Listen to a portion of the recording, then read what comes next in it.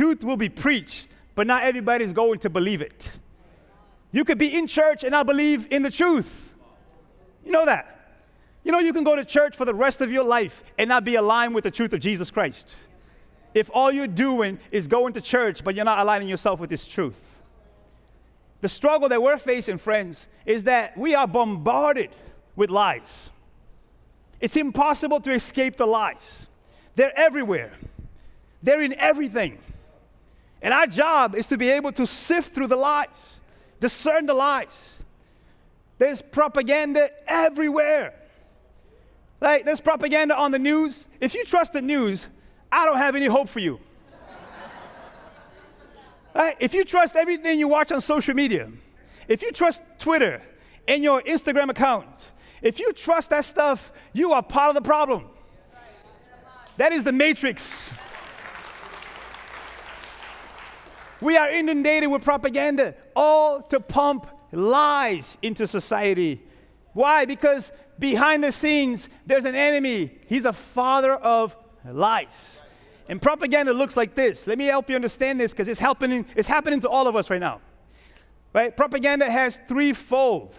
Okay? Propaganda is meant to desensitize, to jam you, and then to convert you. That's the goal.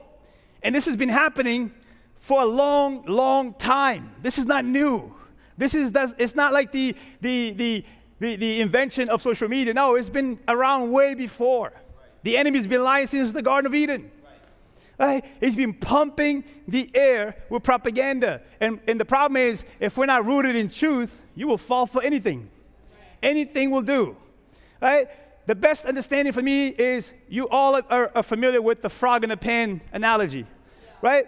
It looks like we're all a frog in a pan right now, being boiled slowly but surely. The enemy's killing us softly.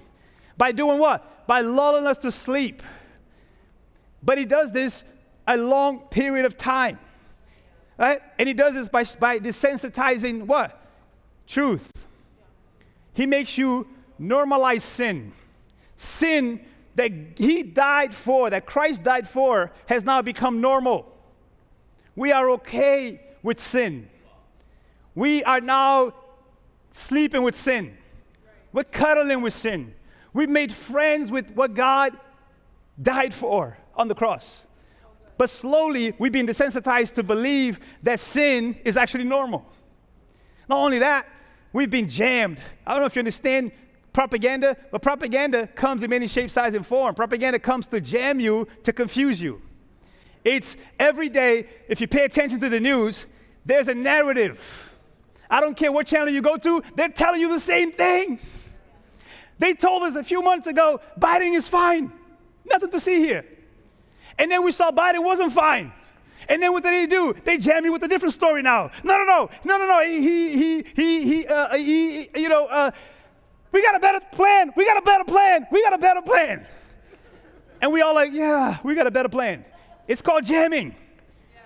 And I'm not political. I'm not Democrat or Republican. They do it on both sides. Both sides do it. Both sides do it. All to jam you to what? To pick sides so you don't see the will of God.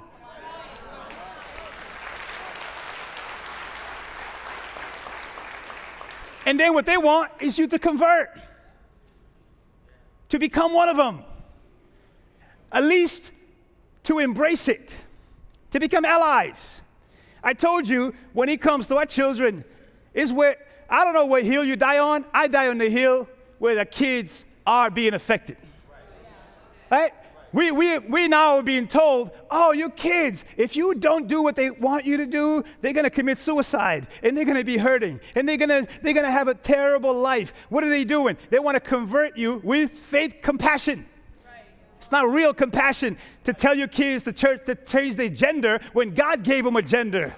It's not compassion.